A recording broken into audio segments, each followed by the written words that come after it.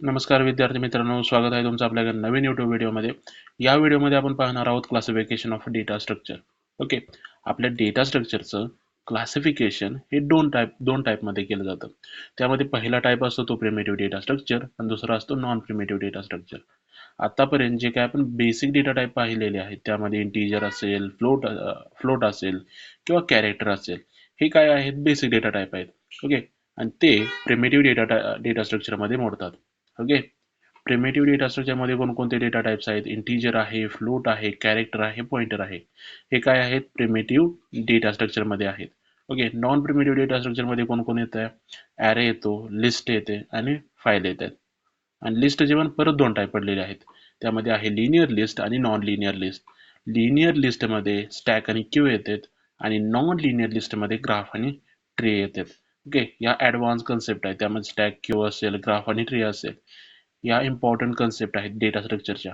Okay, आणि या आपल्या अपकमिंग चॅप्टरमध्ये म्हणजे सेकंड थर्ड चॅप्टरमध्ये या ज्या काही कन्सेप्ट आहेत आपण पहिल्यांदा स्टॅक पाहणार आहोत, नंतर आपण क्यू पाहणार आहोत.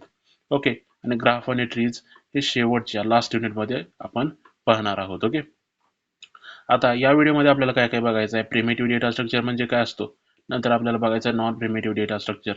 ओके, हे जे काही दोन मेन पॉईंट आहेत ते आपल्याला या व्हिडिओमध्ये कव्हर करायचे आहेत. ओके, बघा, आपला प्रिमिटिव्ह डेटा स्ट्रक्चर असतो तो बेसिक डेटा स्ट्रक्चर पण म्हणून ओळखला जातो. Okay, the primitive data structure are also known as a basic data structure. म्हणजे प्रिमिटिव्ह डेटा स्ट्रक्चरला बेसिक डेटा स्ट्रक्चर असं म्हटलं जातं.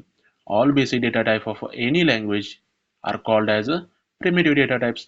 कोणत्याही लँग्वेजमधले जे काही बेसिक डेटा टाईप आहेत त्यांना प्रिमिटिव्ह डेटा टाईप असं पण म्हटलं जातं. Okay, it define how data will be internally represented in stored and retrieve from the memory.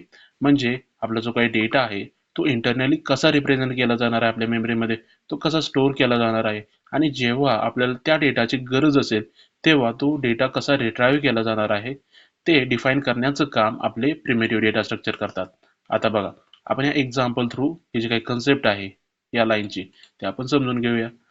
आपण काय केलं, एक प्रिमिटिव्ह डेटा टाईपचा यूज करून, म्हणजे जो काही इंटीजर आहे त्याचा यूज करून आपण काय केलं, एज नावाचा एक व्हेरिएबल बनवला आणि त्याच्यावरती काय केली, वीसी व्हॅल्यू स्टोअर केली. ओके, वीसी व्हॅल्यू काय केली, स्टोअर केली एज या व्हेरिएबलमध्ये. आता इथं इंटर डेटा टाईप काय सांगणार आहे आपल्या कम्प्युटरला, की जो काही डेटा आहे तो इंटीजर टाईपचा आहे. ओके, जो काही डेटा आहे जो एज हे व्हेरिएबल स्टोअर करणार आहे तो इंटीजर टाईपचा आहे. ओके, हे सांगण्याचं काम आपल्या कुणी केलं, आपल्या ह्या प्रिमिटिव्ह डेटा टाईपने केलं. बरोबर आहे. मेमरी स्पेस त्या एका स्पेसिफिक एजला किती अलोकेट करायचं हे पण सांगण्याचं काम आपल्या या डेटा टाईपने केलं. ओके, या डेटा टाईपने काय सांगितलं आपल्या कम्प्युटरला, की जो काय एज व्हेरिएबल आहे तो इंटीजर टाईपची व्हॅल्यू होल्ड करतोय. ओके, आणि एज या व्हेरिएबलला किती मेमरी स्पेस अलोकेट करायचा आहे आपल्या मेमरीमध्ये ते पण सांगण्याचं काम आपल्या या प्रिमिटिव्ह डेटा टाईपनं केलं. Okay, the value 20 stored in that memory location. आपली जी काही 20 व्हॅल्यू आहे ती त्या मेमरी लोकेशनला स्टोअर होणार आहे. ओके, नंतर ना काय होणार आहे, when the program needs age, म्हणजे आपल्याला एजची व्हॅल्यू जेव्हा पाहिजे असेल, ओके, सपोज मला प्रिंट करायचा एज, तेव्हा काय होणार आहे, ती व्हॅल्यू रिट्राईव्ह होणार आहे आपल्या मेमरीमधून. बरोबर आहे. ओके, तर हे काय आपल्याला सांगतं, हे जे काही एक्झाम्पल होतं यामधून आपल्याला काय कळलं, आपला जो काही प्रिमिटिव्ह डेटा टाईप आहे तो आपल्या कम्प्युटरला सांगतो की जो काही डेटा आहे तो कोणत्या डेटा टाईपचा आहे. ओके, त्याला किती मेमरी स्पेस इंटरनली अलोकेट करायचं आहे आणि त्याला कसं रिट्राईव्ह करायचं आहे हे सांगण्याचं काम आपला प्रिमिटिव्ह डेटा टाईप करतो. ओके, नंतर ना हे जे एक्झाम्पल कोणकोणते आहेत त्यामध्ये इंटीजर आहे, फ्लोट आहे, कॅरेक्टर आहे, पॉइंटर आहे, हे बेसिक डेटा टाईप आहेत. मग ते कोणत्याही लँग्वेज मधले असू दे.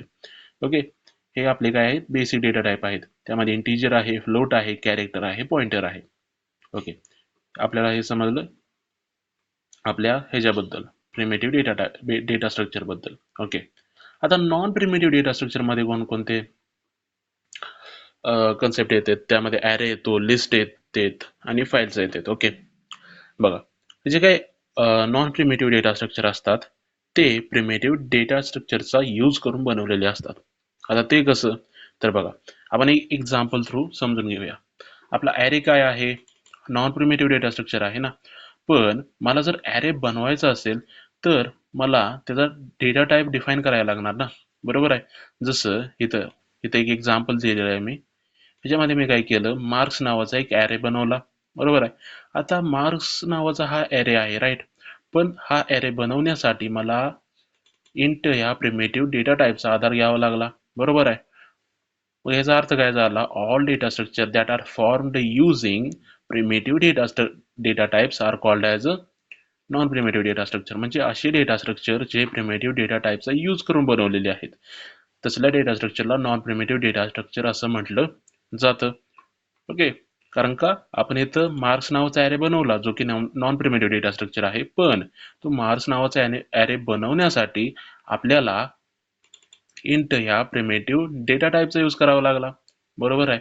म्हणूनच असे डेटा स्ट्रक्चर जे प्रिमिटिव्ह डेटा टाइपचा यूज करून बनवले जातात, त्या डेटा स्ट्रक्चरला नॉन प्रिमिटिव्ह डेटा स्ट्रक्चर असं म्हटलं जातं. Okay. The non primitive data structure are highly complex data structure. Okay. आता हा ॲरे काय आहे आपला, छोटासा ॲरे आहे, पण सपोज 100 व्हॅल्यूज किंवा 200 व्हॅल्यूज जर होल्ड करत असता तर हा कॉम्प्लेक्स झाला असता. मोस्ट ऑफ द जे काही नॉन प्रिमिटिव्ह डेटा स्ट्रक्चर आहेत ते हायली कॉम्प्लेक्स डेटा स्ट्रक्चर आहेत, right. The non primitive data structure is responsible for organizing the group of homogeneous and heterogeneous data element. म्हणजे सारखे सारखे किंवा वेगवेगळे डेटा एलिमेंट्स एका ग्रुपमध्ये स्ट्रक्चरमध्ये एका स्पेसिफिक स्ट्रक्चरमध्ये स्टोअर करण्यासाठी, ऑर्गनाइज करण्यासाठी आपले जे काही नॉन प्रिमिटिव्ह डेटा स्ट्रक्चर आहेत त्यांचा यूज केला जातो. Okay. The non-primitive data structure is responsible for organizing group of homogeneous and heterogeneous data element. जे काय सारखे सारखे किंवा वेगवेगळे जे काही डेटा एलिमेंट्स आहेत त्यांना एका ग्रुपमध्ये ऑर्गनाइज करण्यासाठी आपल्या नॉन प्रिमिटिव्ह डेटा स्ट्रक्चरचा तिथं यूज केला जातो. ओके. हे जे एक्झाम्पल घ्यायचे म्हणले तर ॲरे आहे, लिस्ट आहेत. लिस्टचे पण परत दोन टाईप पडतात, लिनियर लिस्ट आणि नॉन लिनियर लिस्ट, जे की आपण नेक्स्ट पाहणार आहोत. ओके. लिनियर लिस्टमध्ये कोणकोणते येतात, स्टॅक येतोय, क्यू येतोय. Okay, right.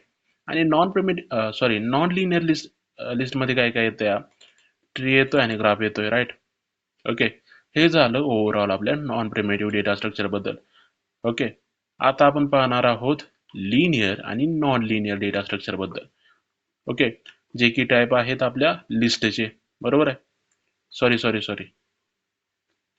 ओके, हां, हे आपल्या लिस्टचे टाईप आहेत, right. Linear and non-linear data structure. Data structure are a way of storing and organizing data in a computer so that it can be used efficiently. म्हणजे data structure म्हणजे काय आहे, एक प्रकारची मेथड आहे ज्याचा आपण यूज करतो जेणेकरून आपला जो काही डेटा आहे तो प्रॉपरली ऑर्गनाइज व्हावा आणि आपल्याला जेव्हा तो डेटा रिक्वायर्ड असेल तेव्हा तो इफिशियंटली आपल्याला यूज पण करता यावा. ओके.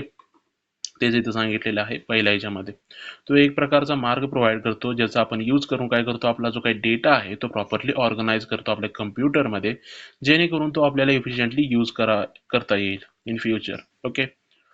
पहा, primitive data structure which include int, care, float, double आणि जे काही नॉन प्रिमिटिव्ह डेटा स्ट्रक्चर आहेत ते काय, that are broadly classify into two types.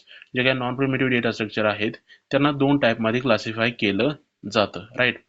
त्याच्यामध्ये आहे लिनियर डेटा स्ट्रक्चर आणि non linear data structure. Okay. Linear data स्ट्रक्चरमध्ये कोणकोणते सब पॉईंट्स येते, त्यामध्ये ॲरे येतो, स्टॅक येतो, क्यू येतो, लिंक्ड लिस्ट, पण ही जी काही मेन कन्सेप्ट आहे आपल्या डेटा स्ट्रक्चरची ती पण लिनियर डेटा स्ट्रक्चरमध्ये येते. आणि नॉन लिनियरमध्ये त्याचे दोन टाईप पडतात, त्यामध्ये ट्री आहे आणि ग्राफ आहे. ओके. पहिल्यांदा आपण पाहणार आहोत लिनियर डेटा स्ट्रक्चर. ओके. जसं नावावरूनच आहे, लिनियरली तो काय करणार आहे, डेटाला आपल्या स्टोअर करणार आहे. Okay. In this type of a data structure all data elements are stored in a particular sequence. म्हणजे एका स्पेसिफिक सिक्वेन्समध्ये जे काही डेटा एलिमेंट्स आहेत ते स्टोअर होणार आहेत आपल्या कम्प्युटरमध्ये. ओके.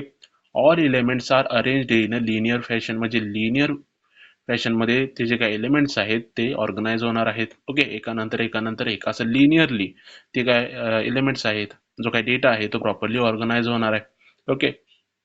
नंतर ना, the sequential organization of a data elements is known as a linear data structure.